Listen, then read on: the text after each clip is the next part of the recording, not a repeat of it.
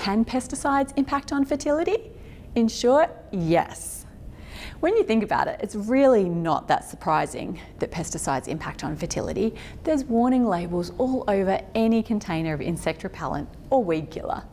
But the question really becomes, how much is too much? And what can I do about it? Well, I'll answer these questions and more. Stay tuned.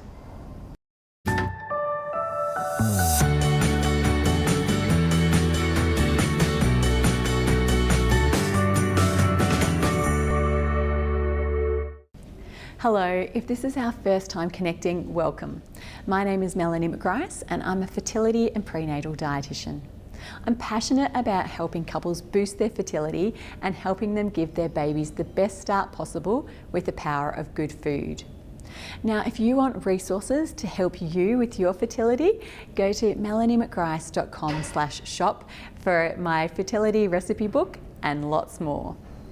Now, pesticides are used in farming to help protect crops from insects. These pesticides can then get onto our food.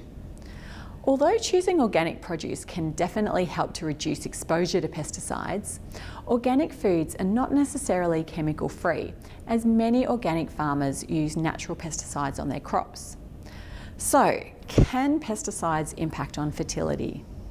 Well, yes. Both animal and human studies have found significant pesticide exposure can even cause miscarriage. Furthermore, animal studies have found that pesticides can impact ovary health, the production of fertility hormones, the health of our uterus, and age of entering menopause. Pesticides can also increase oxidative stress, which impacts upon egg and sperm health. So the question becomes, how do you know if pesticides are impacting your fertility? Well, unfortunately, we don't.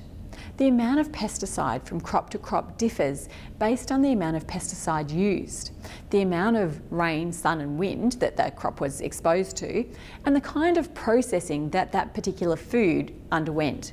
So, as people eating a varied diet and not being animals in a lab, it's hard to know exactly how much we're being exposed to. So what can we do?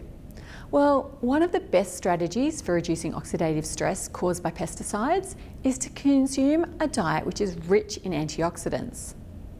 Antioxidants defend our body against free radicals created by pesticides, which cause the oxidative stress. Kind of like a netball team defends a ball against the opposition. Now, I know that sometimes when people think of pesticides, they think of fruit and vegetables, but these foods are also rich in antioxidants, so avoiding them is not the best strategy. However, we do want to minimise pesticide exposure. To reduce the impact of pesticides on your fertility, I'd recommend the following 7 tips. Number 1, buy organic produce where possible. Number 2, choose produce that is locally grown and consequently hasn't been exposed to additional pesticides that increase shelf life.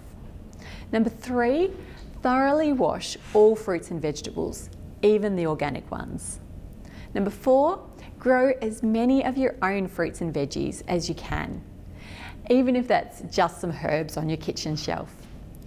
Number 5, remove the outer layers of leaves on vegetables such as lettuce, Brussels sprouts and bok choy, as these tend to have higher pesticide exposure.